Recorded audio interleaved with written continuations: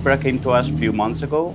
They were building a new racing car, so they were facing some challenges with some of the components. The main objective is flexibility and speed. So we are able to produce a huge amount of variants of the parts to be tested. Cupra had super tight deadlines.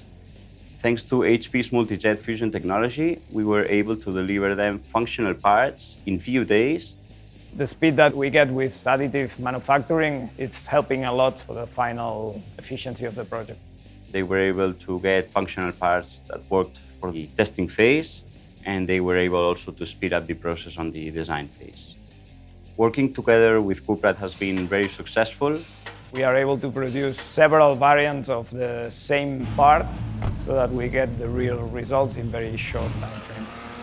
They were very good results. All the parts withstand all the loads and the environmental conditions around. They were really satisfied about the job we did together.